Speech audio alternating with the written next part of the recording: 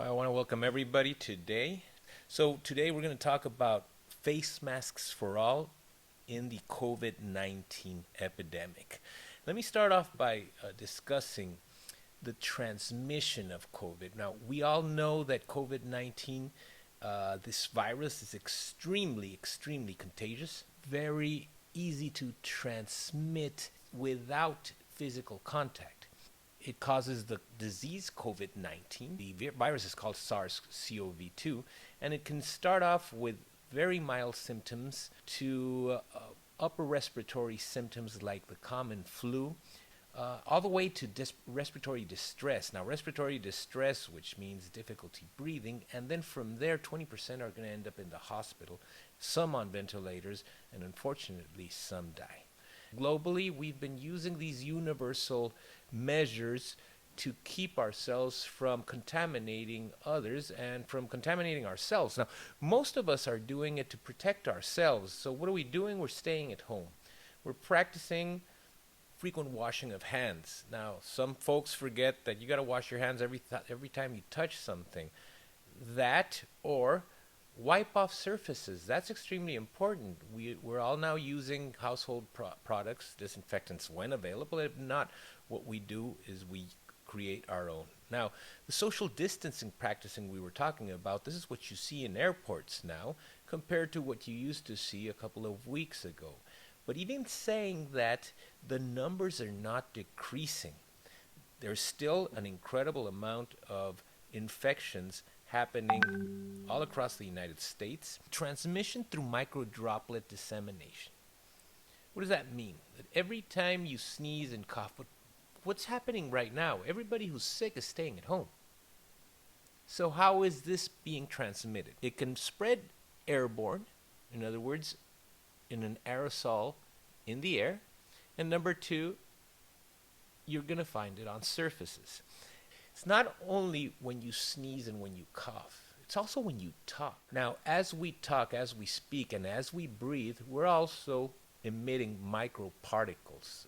Those microparticles are microdroplets. There's humidity. There's what's coming out of the nose and out of the mouth. And those will be contaminated with different type of bacteria and, of course, viruses. That would be one mechanism. And the second one is touching surfaces. How do those get contaminated? Well, of course, one of the mechanisms is when somebody is sick and touches their nose, their mouth, sneezes and coughs, and they leave residue. But the other one is these airborne particles we're talking about. Sooner or later, they're going to have to land. Now, once they land, they are going to contaminate the surfaces. Now, here's the kicker. What happens if you're sick, you're staying at home, you're not contaminating anybody, maybe your family. But what about those that are infected with the virus but are asymptomatic?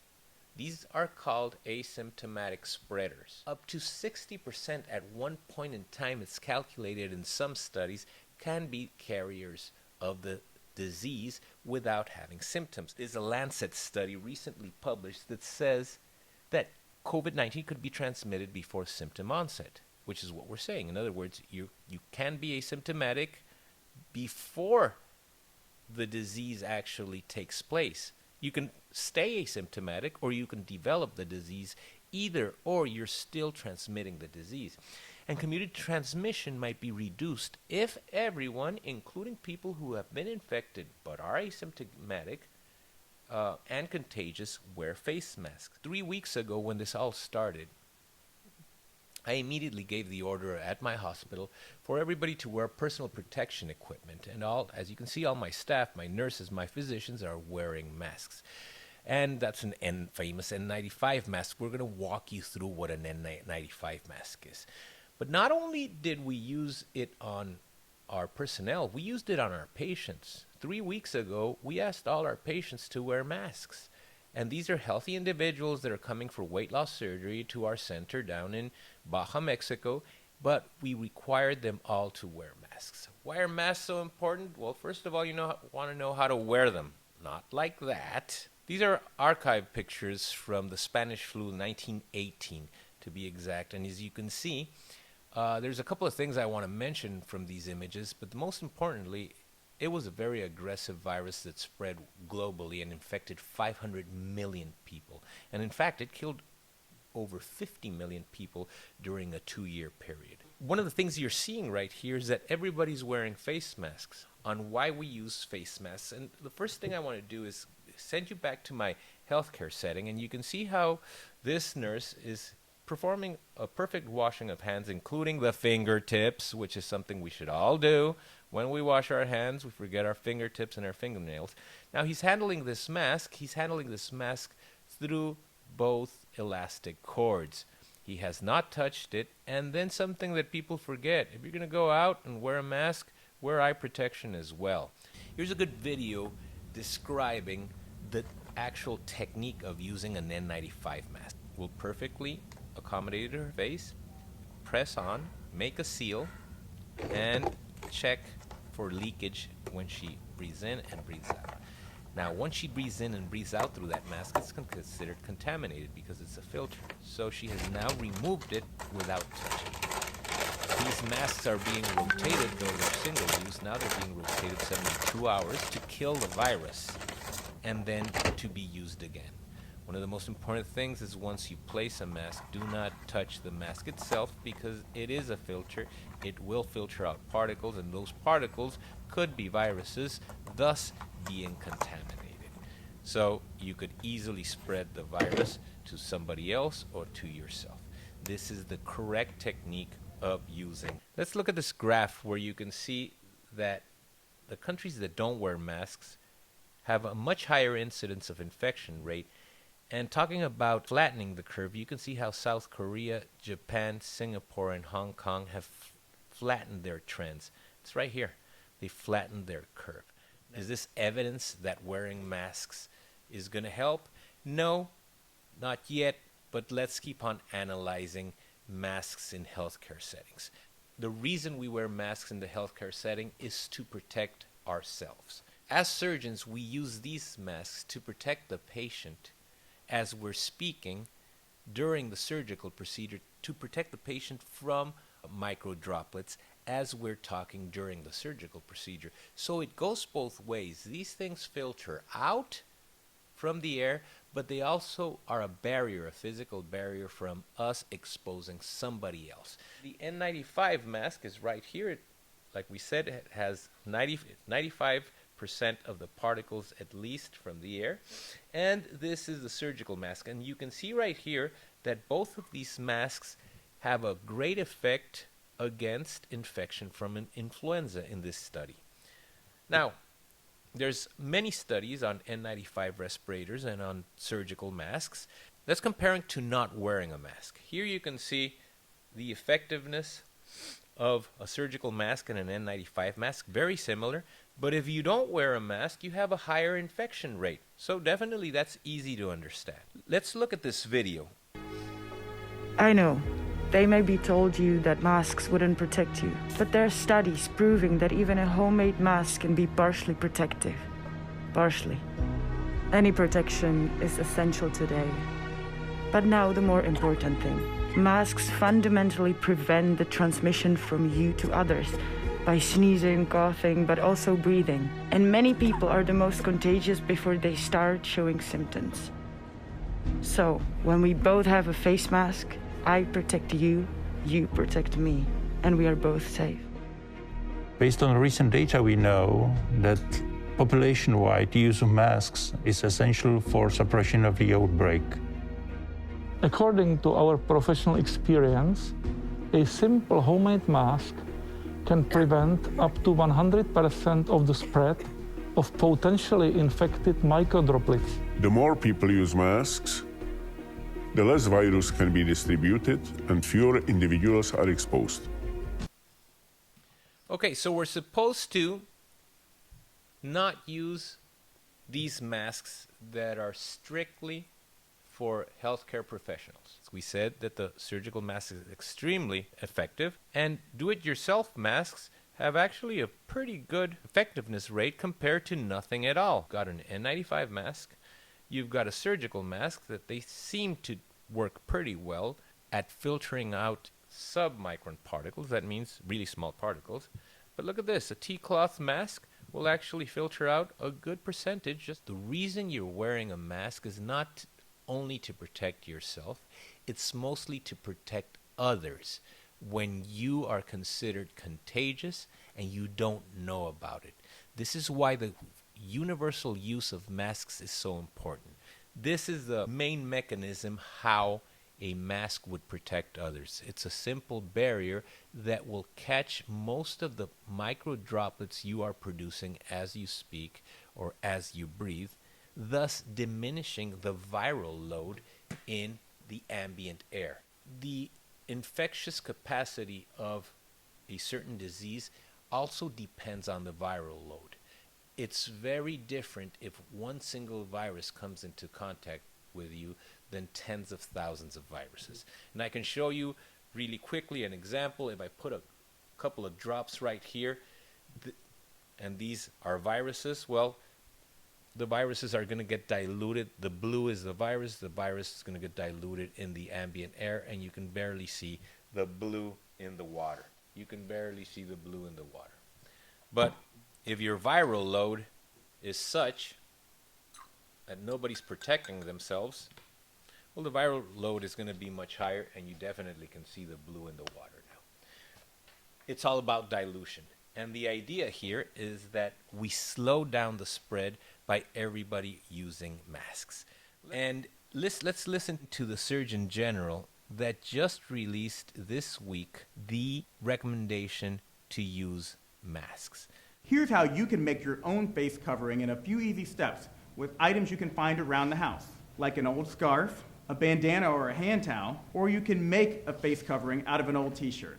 Fold it to the middle from the bottom, fold it to the middle from the top, fold it again to the middle from the bottom, and again from the top, and then 2 rubber bands, one on one side and one on the other side.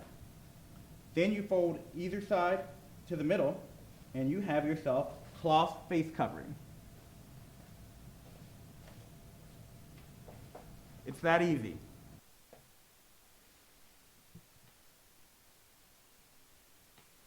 So if you're still not convinced that micro droplets are important in the transmission of diseases, let me show you one other example. When somebody uses a spray can, it's not a stream. This spray can throws micro droplets that then cover an area. Let me show you the example. Those are all micro droplets.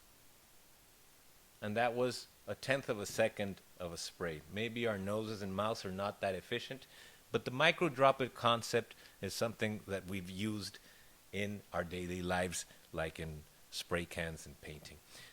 What materials can be used if you're going to make your own mask? Surgical masks are pretty effective, but they are to be used by our healthcare professionals. What other options do we have? We have a vacuum cleaner bag. Now those are HEPA filters. Those are designed to filter out particles. Maybe you can find these readily online. Something easier to use would be a towel, and these other cotton shirts, t-shirts, pillowcases, etc. Different materials are to filter out extremely small particles. Again, we can see that we lead off with a mask that should be used by our professionals, but you can use a HEPA filter, and you can see again that the towel is extremely effective at filtering out small particles, including the viral particles. And remember, you're using these masks not to protect yourself. You're using these masks to catch the particles that you are expelling. Here we have what happens if you double the material. Well, you're going to have, check this out, doubling 2 towel layers increases particle capture by 14%. And again, this would be if you were in a highly contaminated zone. But the idea is that you protect others from your micro droplets being expelled, and that other person does the same to you. So what's our takeaway here? Masks have been proven number of years to be extremely effective in filtering out particles and protecting our healthcare workers. N95 masks, surgical masks, are to be used by professionals in the professional healthcare settings. when you're in the environment outside in your normal activities, whatever limited activities you have, you do not need the masks. What you need is not to protect yourself, but to protect others. Again, the premise is can spread the virus without knowing it. And how do they spread the virus? Through micro droplets. They can do it effectively through the air or just pass by and leave their contamination as they talk, as they breathe on the surfaces, and then somebody else comes and picks them. A good example, your delivery, grocery delivery, or your mail. If the person who's delivering is not wearing a mask, they're breathing on the cardboard. And as they're breathing, they're emitting these micro droplets that can be full of viruses even if they don't feel sick. These are asymptomatic carriers. What's going to happen? Then that surface area is contaminated, and then you grab it and you bring it into your home and you leave it into the counter. Once you leave it on the counter, now your counter's contaminated. Social distancing is extremely important, even if you're wearing a mask. Number 2, don't relax your discipline. Wash your hands frequently and every time you touch something, especially because now you're staying at home. Most people are staying at home, and the virus is going to come in right through your door. It's not going to be inside your home unless you let it in. So wash, clean, disinfect surfaces that are touched frequently, like your doorbell, your door handle. Groceries, soap and water, they are handled by the grocery clerks, by the people at the shop. And see how not using gloves and bringing in that cardboard bag can contaminate the whole area. She just touched the baby and she just touched the knife. Here is another example. When you have a delivery, cardboard boxes can host the virus on the surface and then contaminate the inside of your home. Be extremely wary of that. And last but not least, wear masks in public. If you're sick, stay at home. Wear masks in public to protect others as you protect yourself.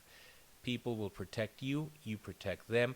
This is the best way we're going to be able to limit the virus spread, to slow down the curve, not completely stop it, but give our health workers enough time to treat all these cases, 20% of the cases that are ending up in hospitals. The idea here is not to overwhelm our medical community, our hospitals, so slowing down the curve is extremely important so we can take care of all those 20% of patients that are resulting in hospital admittance, requiring either oxygen or intubation and intensive care units.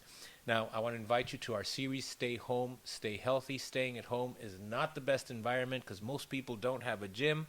Most people don't have access to the best quality or options of food right now because, well, we have this high demand in most of our local grocery shops, and most of us are not really sticking to a plan.